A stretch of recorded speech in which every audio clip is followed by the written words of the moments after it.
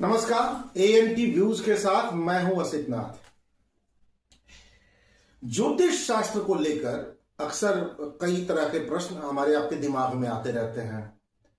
क्या है ज्योतिष शास्त्र? क्या ज्योतिष शास्त्र कोई विज्ञान है? क्या ज्योतिष शास्त्र कोई गणित है? क्या सही में हमारे आपके भविष्य के बारे में कुछ बताया जा सकता है?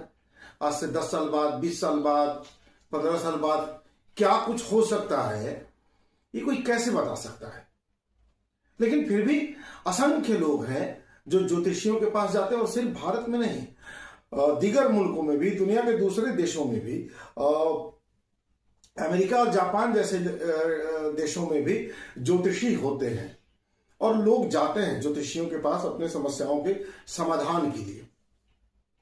तो क्या ज्योतिषी समस्या का समाधान भी करते हैं? ये कई तरह के प्रश्न है ना। इन तमाम प्रश्नों के जवाब तलाशे जाएं। क्या अध्ययन कुछ बाकी रह गया है? क्या रिसर्च कुछ बाकी रह गया है? या हम किसी अंधी युग में दौड़ रहे हैं, अंधी दौड़ में शामिल हो गए हैं कि चलो भाई इतने लोग जा रहे हैं तो हम भी ज्योतिषी के पास चले जाएं? किसी अंधी दौड़ में हम शामिल हैं क्या? तो तमाम प्रश्न हैं। आज हमारे साथ पंडित नलिन नरोत्तम मिश्रा जी हैं। पंडित नलिन नरोत्तम मिश्रा जी प्रसिद्ध ज्योतिषी हैं, और इन्होंने बजाबता इसकी डिग्री हासिल की है। मतलब ये नहीं कि कहीं से सीख लिया, डिग्री वाले हैं, फिर प्रैक्टिस भी कर रहे हैं। रांची में पंडित जी रहते हैं, अभी पटना में आए हुए हैं, तो हमने बातचीत के लिए इनको आमंत्रित किया है आज। स्वागत है आपका नलिन मिश्रा जी हमारे कार्यक्रम में। नमस्कार पंडित जी, सबसे पहले तो हम संक्षिप्त आपका परिचय अपने दर्शकों को दे देना चाहेंगे। कहाँ से आपने पढ़ाई की है, कब से ज्योतिषी का काम कर रहे हैं? जी, ज्योतिष की पढ़ाई मैंने भारतीय विद्या भवन जो दिल्ली में है, के.एम. राव सर के देखरेख में चलता था, वहीं से मैंने पढ़ाई की। उसके बाद हमने दीपांशु गिरी एक हैं, बहुत शानदार एस्ट्रोलॉजर हैं और बहुत अच्छा पढ़ाते भी हैं, वो देहरादून से पढ़ाते हैं, तो उनसे भी मैंने पढ़ाई की, उन सीखा है बहुत कुछ, अभी भी सीखते हैं। और ज्योतिष एक्चुअली ये जीवन भर एक सीखने की प्रक्रिया है। कोई व्यक्ति 1 साल में, 2 साल में ज्योतिषी नहीं हो सकता है, और आजीवन इसमें कोई विद्यार्थी ही बना रह सकता है। क्योंकि हमने के.एम. राव जी का नाम लिया, वो तो एक विश्वव्यापी चेहरे हैं, दुनिया के कई देशों में आते जाते रहते हैं। तो क्या ज्योतिष शास्त्र को लेकर उनकी इतनी बड़ी पहचान का मतलब क्या है? देखिए, जहाँ तक राव सर की बात है, पहले तो वो यूपीएससी क्वालिफाइड एक IAS ऑफिसर थे, और उन्होंने फिर VRS ले लिया था, और वो अपने पूरे नौकरी के दौरान जितने भी जगहों पे रहे, उनका बहुत ट्रांसफर हुआ, और जितने भी जगहों पे रहे हर जगह उन्होंने, बहुत लोगों ने उनसे सेवाएं ली, और उन्होंने 10,000 से ज्यादा लोगों की कुंडलियों का संग्रह किया, और उन्होंने खुद रिसर्च भी किया। उनको प्रसिद्धि तब मिली जब वो उनको अमेरिका से बुलाया जाने लगा, और वहां पर शो कराए जाते थे, वहां के लोग कराते थे, इनको बुलाते थे। वो लोग बहुत पैसा भी कमाते थे, भले इनको न देते हों। और वहां से जब ये विदेश में चीजें गई, इनका रिसर्च गया, और वहां से जो है इनकी प्रसिद्धि बढ़ने लगी। और नहीं तो काम ये हमेशा जीवन भर किए हैं। उनकी माँ भी एस्ट्रोलॉजर थी। वो जब बच्चे थे तब उनकी माँ रिसर्च कर रही थी ज्योतिष में। और इसमें क्या कहना है? मैं एक मूल सवाल पर अब आऊंगा जो ज्योतिष को लेकर अक्सर मेरे मन में भी आता है। क्योंकि देखिए, आपने मुझे देखा होगा कि मैं खुद कोई अंगूठी वगैरह नहीं पहनता, कोई माला नहीं, गंडा ताबीज नहीं। तो मेरे मन में भी अक्सर ये प्रश्न रहता है कि बहुत लोग दावा करते हैं कि ज्योतिष जो है, ज्योतिष एक विज्ञान है। कैसे आप लोग, क्या इसको विज्ञान मानते हैं? और मानते तो फिर विज्ञान कैसे है ये? ठीक है, हम इस सवाल पे तुरंत अभी आते हैं, लेकिन पहले जब राव सर की बात हुई थी तो हम ये कहना चाहेंगे कि एक बार केस हुआ था, कई यूनिवर्सिटीज में इसकी पढ़ाई नहीं हो रही थी, बंद कर दी गई थी कई जगह। तो केस किया गया था कोर्ट में। जब कोई नहीं गया तो राव सर गए, के.एम. राव सर गए उसमें बहस करने। तो राव सर ने सबसे पहले वो पहुंचे तो सबसे पहले उन्होंने देखा कि जज के बैठने का स्पेस कैसा है। तो उन्होंने बोला कि ये यहाँ का वास्तु गड़बड़ है और जज साहब की जो वाइफ है वो बीमार रहती होंगी। उन्होंने कुछ नहीं बोला जज साहब ने, लेकिन उन्होंने फिर पूछा बाद में ऐसे ही कि अच्छा ये कैसा होना चाहिए, ये वास्तु कैसा होना चाहिए। तो उन्होंने सिटिंग अरेंजमेंट को चेंज करने कहा थोड़ा, और फिर नया डेट मिल गया था उस केस में। बाद में जब 1 सप्ताह बाद की डेट दी गई तो वहां का वास्तु चेंज किया जा चुका था जज साहब के द्वारा, और अंततः फिर वहां जीत भी मिली थी केस में। उसी के बाद से कई यूनिवर्सिटीज में ज्योतिष की पढ़ाई फिर से शुरू हुई। और अब हम आते हैं, आपने सवाल पूछा था विज्ञान। हाँ, जहां तक हम पहले ये पूछना चाहेंगे आपको कि आप विज्ञान, किसी चीज को विज्ञान कैसे कहेंगे, या तो उसमें विज्ञान को लेके जो एक मान्य परिभाषा है कि कोई एक प्रयोग सेम परिस्थिति में उसी तरीके से दोहराई जाए तो नतीजे सेम आएंगे। नतीजे सेम, मतलब उसको उदाहरण से समझ सकते हैं कि H2 और O को चाहे आप सुबह में मिलाए, चाहे दोपहर में मिलाए, शाम में मिलाए, मंडे को मिलाए या थर्सडे को मिलाए, बनना क्या है? H2O, पानी। मतलब एक ही प्रयोग चाहे आप जितनी बार दोहरा लीजिए, जिन परिस्थितियों में भी दोहरा लीजिए, नतीजे सेम आते हैं। क्या ज्योतिष शास्त्र के साथ ऐसा कुछ है? देखिए, सबसे पहले किसी भी चीज को 10 लोग अगर बोल दें कि ये सही है या गलत है तो मान लेना ठीक नहीं होगा। कि 10 लोगों ने कह दिया कि ये फ्रॉड है, 10 लोगों ने कह दिया कि ये तो सही है, हम सही मान लिए। हाँ, सामान्य ये तो विज्ञान के साथ ही है। विज्ञान भी हर नए शोध के साथ अपने पुराने शोध को झुटलाता रहा है। ये सच है कि हर नए शोध के साथ पुराने शोध झुटलाए जा सकते हैं, लेकिन विज्ञान की कोई तो एक परिभाषा है ना, मैं उससे समझना चाह रहा हूं। मैं उस पर आ रहा हूं। एक्चुअली जो ज्योतिष है, सबसे पहले तो वो कुछ भी जो है, कोई भी अगर बता दे रहा है तो ऐसा नहीं है कि ज्योतिष है। हम अखबारों में देखते हैं कि साप्ताहिक जो ये किसी की भी दशा बताई जाती है कि इस राशि वालों को ऐसा रहेगा, जो भी फलादेश होता है, वो आप ये बताइए कि पूरे देश में केवल मान लें तो 140 करोड़ जनता होगी, आप उसको 12 से भाग दे दें, 12 राशियों के बताए गए, क्या उतने लोगों का, क्या 10 करोड़ लोगों का भी दिन एक जैसा जा सकता है या पूरा सप्ताह एक जैसा जा सकता है? ये नहीं हो सकता। दूसरी बात, अब आते हैं हम यहाँ कि ये ज्योतिष जो है ये स्पेस और टाइम पे निर्भर करता है। एक स्पेस है और टाइम है। जैसे ये पूरा ब्रह्मांड जो है वो 360 डिग्री ये मानने की जरूरत नहीं है, ये तो क्लियर है कि ये पूरे गोल जो है ये 360 डिग्री है। हाँ। ऋषियों ने उसी समय इसको 12 बराबर भागों में बांटा है, तो ये 30-30 डिग्री हो गया। 30 डिग्री की एक राशि हुई। अब 30 डिग्री की एक राशि हुई तो ये भी हुआ कि ये बहुत ज्यादा हो जाएगा, क्योंकि पूरे 30 डिग्री में किसी का भी जन्म होगा तो एक जैसा होगा, ये कैसे हो सकता है?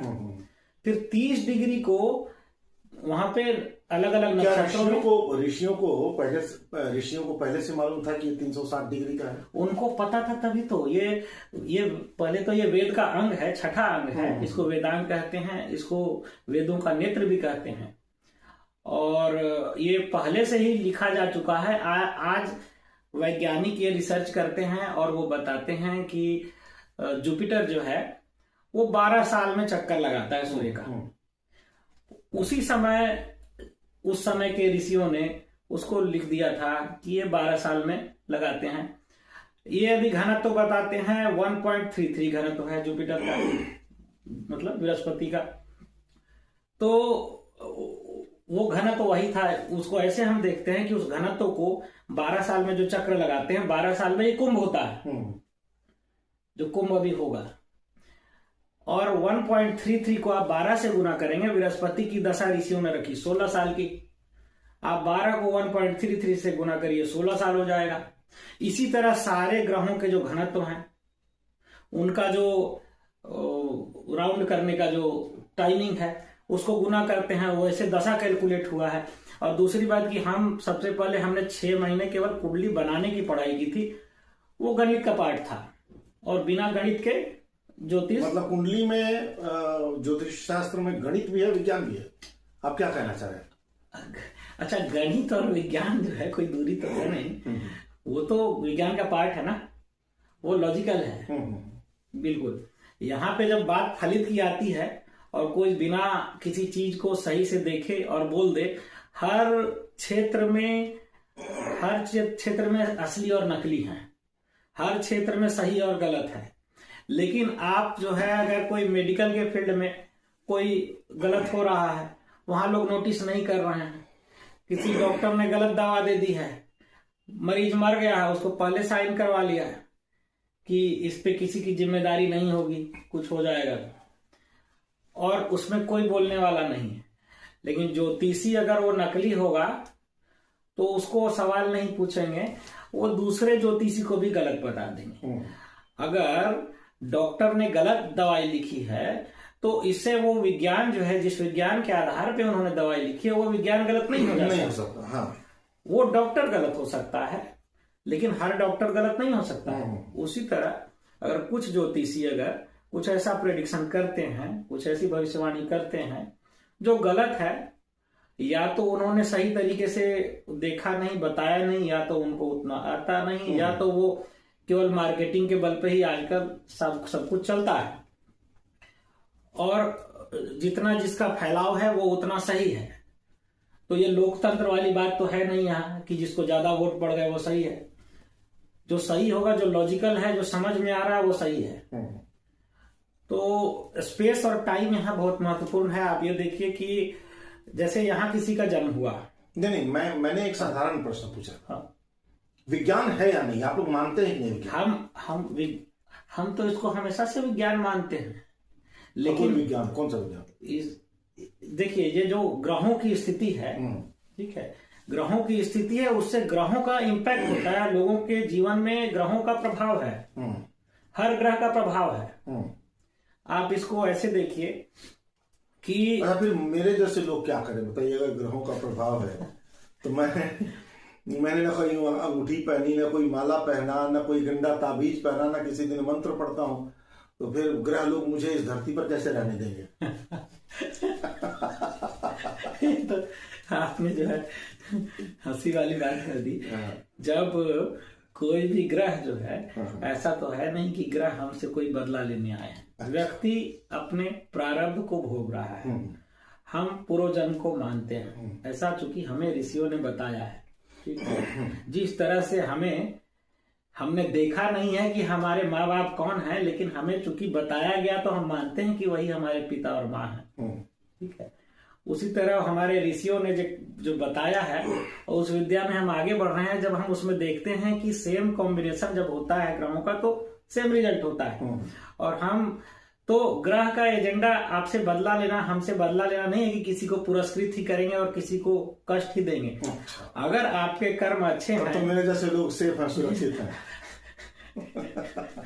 अब इसमें मैं क्या कहूं, तो क्या है कि कुछ चीजें हम, परिस्थितियां जो है हम नहीं तय करते, लेकिन हमारा रिएक्शन उसमें ये हम तय करते हैं। ये हमारा कुछ फ्री विल भी है। किसी को परिस्थिति मिली कि वो तैयारी कर सकता है किसी चीज की, वो कितनी अच्छी तैयारी करेगा, वहां उसकी मनःस्थिति कैसी होगी, वो कितना प्रयास कर पाएगा, ये ज्योतिषी देख सकता है। लेकिन अब मान लीजिए कि कोई यूपीएससी की तैयारी कर रहा है, 1000 सीट है टोटल या 800 सीट है, और 6 लाख लोग फॉर्म भर रहे हैं, और उसमें 1 लाख लोग बहुत मेहनत करने वाले लोग हैं। उसमें अधिकतर लोगों की कुंडलियां मजबूत होंगी, क्योंकि पूरे देश में इतनी बड़ी आबादी है, और कितने लोग तैयारी कर पा रहे हैं, कितने लोग पढ़ पा रहे हैं उतना, तो वो पढ़ लेना भी एक तरह से राजयोग है। अब उसमें जो ज्यादा मजबूत होगी जिसकी स्थिति, वो आगे निकलेगा, जो मेहनत में ज्यादा कर गया।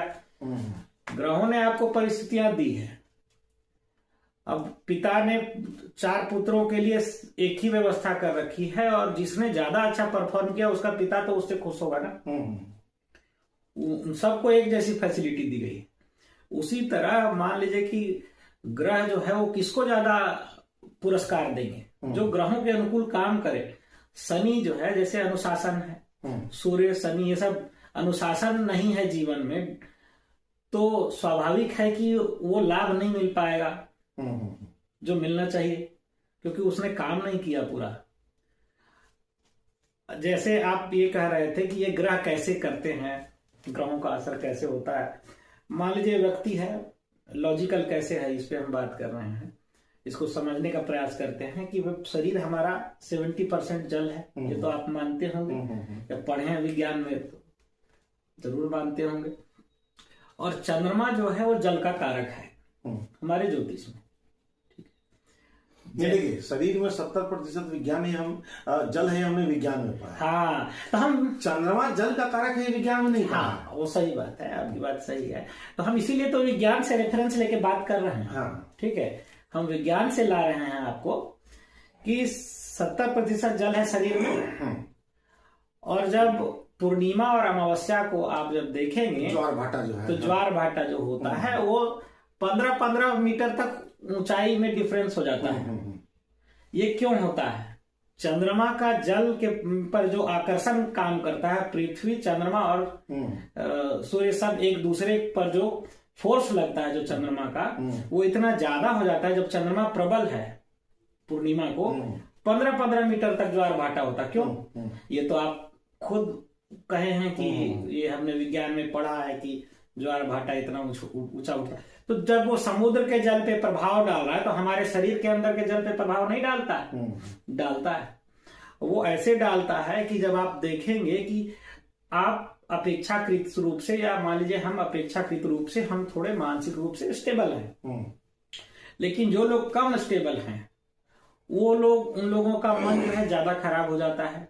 आप देखेंगे कि जो भी मानसिक बीमारियों से जुड़े जो डॉक्टर हैं, मनोचिकित्सक जो हैं, उनके यहाँ भीड़ लग जाती है पूर्णिमा के आसपास। वो भीड़ बढ़ जाती है। वो क्यों होता है? ग्रहों का कोई इफेक्ट नहीं है। अगर कोई इफेक्ट नहीं है तो क्यों बढ़ जाता है? तो जल का संबंध यहाँ पे चंद्रमा से तो स्थापित हुआ, ये तो क्लियर है। ठीक है, हाँ। और तो हमारे ज्योतिष में चंद्रमा को जल का कारक कहा गया है। उसी तरह चंद्रमा जो है वो माँ का भी कारक है ज्योतिष में।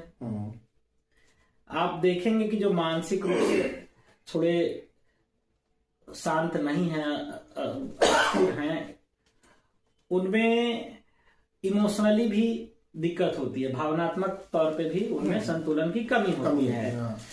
और माँ को भी चंद्रमा वही कारक है, माँ का भी, और इमोशंस का कारक भी चंद्रमा है। माँ की स्थिति अगर गड़बड़ होगी तो चंद्रमा की स्थिति भी गड़बड़ होगी। हमारे सारे रिलेटिव भी जो हैं वो अलग अलग ग्रहों के रूप में हैं। अब ये जरूरी नहीं कि आप अंगूठी पहनेंगे तभी जो है कुछ अच्छा होगा। आप अंगूठी पहनेंगे तो चंद्रमा अच्छा ही होगा या अच्छा नहीं होगा। हो सकता है अंगूठी असली या नकली हो, वो हमें भी नहीं पता होता। आपको क्या पता चलेगा? लेकिन आपकी भावना आपके माँ के प्रति कैसी है और आपको अपने माँ के प्रति मतलब कितना लगाव है, माँ का कितना है, उससे आपके चंद्रमा की स्थिति का पता चल जाता है। और आपकी जो जिम्मेदारियां हैं उसको कितने प्रेम से, कितने अच्छे से आप निभाते हैं, उससे पता चलता है कि आपने चंद्रमा को कितना इंप्रूव किया। उसी तरह जल का कारक भी चंद्रमा है।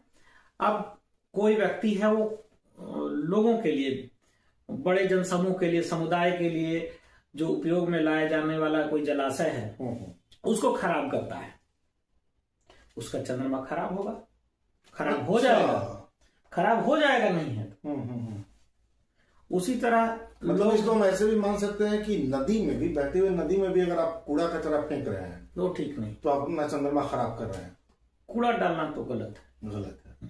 अब उसी तरह जो समुदाय के लिए प्रयोग में लाई जाने वाली चीजें हम समुदाय के लिए सुविधा उपलब्ध कराते हैं या उनको कष्ट देने का काम करते हैं, हमारे कारण बहुत लोग तकलीफ में पड़ेंगे, तो स्वाभाविक है कि ग्रह खुश नहीं होंगे। खुश नहीं होंगे। अच्छा, एक और सवाल है जिसको लेकर अक्सर संशय रहता है कि ज्योतिषी लोगों को मैंने देखा है, बहुत सारे ज्योतिषी हैं, पंडित हैं, जो राहु और केतु को भी ग्रह बता देते हैं। किसी की कुंडली देखेंगे तो कहेंगे नहीं, आप में तो ग्रह दोष है, राहु का ये है, केतु का वो है। राहु और केतु नाम के ग्रह तो विज्ञान में है नहीं, ग्रह तो अभी तक ये मिले नहीं। तो ये जो ज्योतिषी लोगों को कहते हैं कि राहु ग्रह खराब है, केतु ग्रह खराब है, इसका आधार क्या है? देखिए, ये तो आपकी बात सही है कि विज्ञान में राहु केतु नहीं है, लेकिन ज्योतिष में ये एक दो संवेदनशील बिंदु माने गए हैं जो पृथ्वी और चंद्रमा का कटान बिंदु है। एक आरोही है, दूसरा अवरोही है। पृथ्वी और चंद्रमा का कटान बिंदु एक है, वो राहु है, और उससे ठीक 180 डिग्री पे आप कभी भी देखेंगे, आप कहीं भी कोई भी कुंडली कहीं भी दिखवाएंगे या कोई भी कुंडली मांगेंगे, किसी का भी देख सकते हैं। वो प्रमाणित करने की जरूरत नहीं है मुझे, आप खुद स्वतः समझ जाएंगे कि 180 डिग्री पे राहु जितने डिग्री पे जहां बैठा है उसे ठीक 180 डिग्री पे केतु बैठा है। और ये दोनों जो है ये संवेदनशील बिंदु हैं, लेकिन चूंकि इनका जो प्लेसमेंट होता है, इनकी जो स्थिति है कुंडली में, जो इनकी स्थिति होती है उसके अनुरूप ये भी व्यक्ति पर ग्रहों की तरह प्रभाव डालते हैं। उसके कारण ज्योतिष में राहु केतु को भी ग्रह माना गया है। अच्छा। वैसे इनका कोई मतलब फिजिकल एग्जिस्टेंस नहीं है, ये दो संवेदनशील बिंदु हैं, लेकिन इनका प्रभाव ग्रहों की तरह है। और एक जो ये है कि बहुत सारे अब ज्योतिषी हैं जो अलग अलग किस्म की बीमारियों के इलाज का दावा करने लगे हैं। वो कहने लगे हैं कि मतलब डॉक्टर से जो ठीक नहीं होगा हम ठीक कर लेंगे। देखिए, जिस चीज के बारे में जानकारी नहीं हो उसके बारे में तो मैं कह नहीं सकता हूँ, क्योंकि अब वो ज्योतिषी हैं या वैद्य भी हैं साथ में या कुछ और हैं, ये हमें जानकारी नहीं है। लेकिन चूंकि अगर किसी को बीमारी है तो डॉक्टर के पास जाना चाहिए। वो डॉक्टर आयुर्वेद में हो, एलोपैथ में हो, होम्योपैथ में हो सकता है एक पैथी से नहीं ठीक हो किसी का एलोपैथ से, तो उसको होम्योपैथ तो डॉक्टर हो चाहे यूनानी ही हो। पहले के जमाने में जब जो ज्योतिष था और आयुर्वेद, ये दोनों भी जुड़े हुए थे। हो सकता है कोई दावा करने वाला केवल ज्योतिषी नहीं हो, उसको आयुर्वेद की भी जानकारी हो, ये भी हो सकता है। तो चूंकि हमें जानकारी नहीं है, और दूसरी बात की बहुत कुछ एनर्जी का भी काम होता है। जैसे किसी को नींद की समस्या है, किसी को नींद की समस्या है, और आप उसको नींद की गोली दे रहे हैं एलोपैथ में, हम उसको ठीक नहीं मानते। उससे अच्छा है कि उसको राग सुनने को कहिए। वो अगर राग सुनता है तो उसका थिंकिंग पैटर्न पे चेंज होता है। आप संगीत के प्रभाव को तो समझते हो, उससे तो आपका विरोध नहीं होगा। तो आप राग सुन के देखिए, आप राग यमन सुनेंगे, आपकी नींद बहुत अच्छी होती जाएगी। तो ये एक ज्योतिषी ऐसा सलाह भी दे सकता है। ज्योतिषी का काम ही है, आपने शायद ये पूछा है सवाल पहले कि क्या काम है ज्योतिषी का काम क्या, मुख्य काम क्या है?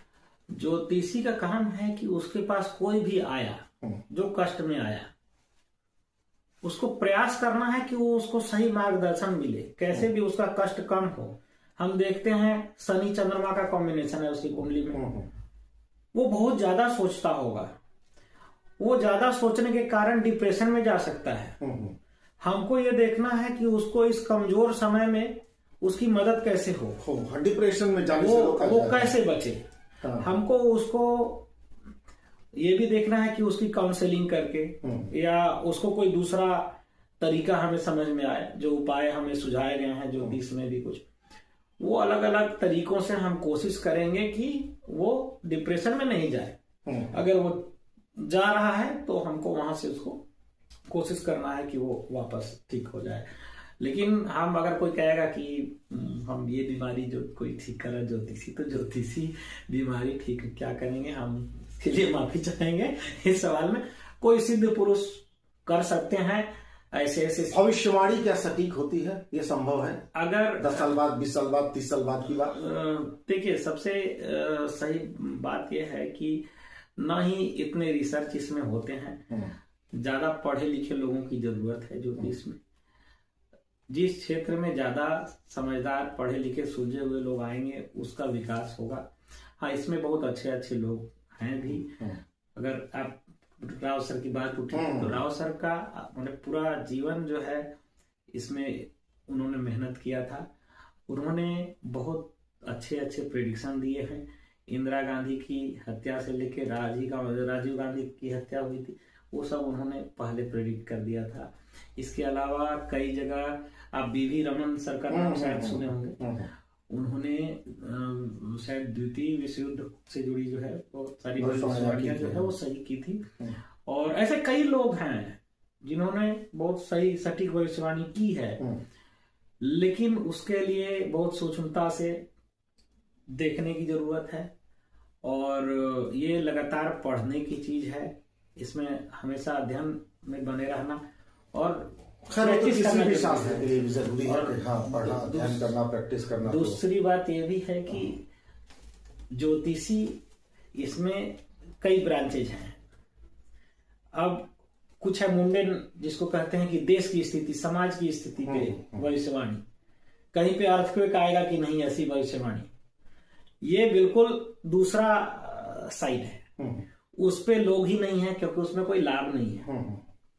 उसमें बहुत कम लोग पढ़ने वाले हैं, मेहनत करने वाले लोग हैं।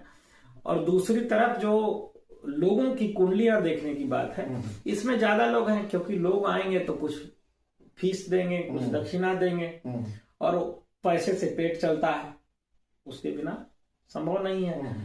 नहीं तो अगर अच्छे से रिसर्च कर किया जाए। नहीं, ये बात तो सही है भाई कि आप किसी के पास भी जाते हैं तो प्रोफेशनल फी तो उसको दीजिए, क्योंकि वो आपके लिए अपना समय दे रहा है, आपके लिए अपनी दक्षता का इस्तेमाल कर रहा है, जो पढ़ने में भी उसने काफी समय लगाया होगा। तो जो भी उसकी प्रोफेशनल फी बनती है वो तो लोग दें। आमतौर पर मैंने देखा कि ज्योतिषियों को प्रोफेशनल फी देने के मामले में लोग लापरवाही करते हैं। तो अच्छा तो नहीं, आप डॉक्टर को फी तो देते हैं ना, वकील को तो देते हैं, तो फिर ज्योतिषी को देने में क्या दिक्कत है लोगों को? नहीं, जो नियम है कि जो ज्योतिष में नियम है कि ज्योतिषी को इस बात की अपेक्षा नहीं करनी चाहिए कि उसे कौन क्या देगा।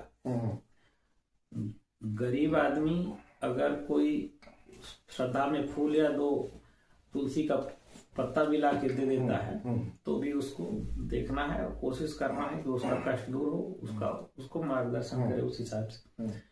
जो अमीर आदमी आता है या पैसा जो दे सकता है, जिसकी जो क्षमता श्रद्धा हो, वो अपनी खुशी से दे। लेकिन हाँ ये है कि उसमें नियम है, गरीब आदमी फूल भी तोड़ के लाए रास्ते का, लेकिन कुछ दे, उसकी श्रद्धा है। लेकिन अब जैसे कोई जो दे सकता है वो जब नहीं देगा तो उसमें भी लिखा हुआ है कि जो खाली हाथ आता है ज्योतिषी के पास वो खाली हाथ ही जाता है। अच्छा, ज्योतिषी के पास जो खाली हाथ आता है वो खाली हाथ जाता है। लेकिन ये ज्योतिषी के लिए नहीं है, ज्योतिषी के लिए है कि हमारा काम है कि जो आया है उसको बेस्ट हम प्रयास करें कि उसका सुधार हो जीवन में। तो उसको अपेक्षा नहीं करनी चाहिए। चलिए, बहुत समय आपका हमने लिया पंडित जी, और बहुत जानकारी भी मिल गई। आगे फिर कभी मौका मिला आप पटना आए तो आगे भी आपसे हम बात करते रहेंगे। बहुत बहुत धन्यवाद आपका, बहुत बहुत आभार पंडित। बहुत बहुत धन्यवाद और सभी आपके जो दर्शक हैं उनको भी हम नमस्कार करते हैं। तो पंडित नलिन नरोत्तम मिश्रा जी हमारे साथ थे आज के कार्यक्रम में और बहुत अच्छी जानकारी भी उन्होंने दी। बहुत सारे कंफ्यूजन जो है दूर हो गए। और इसके अलावा भी अगर आप कुछ जानना चाहते हैं, कोई प्रश्न आपके मन में हो, तो आप हमारे कमेंट बॉक्स में जरूर लिखिएगा। हम कोशिश करेंगे कि पंडित जी से, ज्योतिषी जी से पूछ के आपके उन प्रश्नों का जवाब दे सकें, आपकी कोई समस्या हो तो समाधान कर सके। पंडित जी अगर अनुमति देंगे तो हम इनका मोबाइल नंबर भी अपने वीडियो में डाल देंगे और आप सीधे पंडित जी से भी संपर्क कर सकते हैं और अपनी समस्या का समाधान इनसे करवा सकते हैं। ये इनकी अनुमति पर निर्भर है। तो चलिए, बहुत बहुत धन्यवाद। आज के कार्यक्रम में इतना ही। इस तरह की शख्सियतें अगर मिलती रही तो आगे भी हम इस तरह की बातें करते रहेंगे। नमस्कार।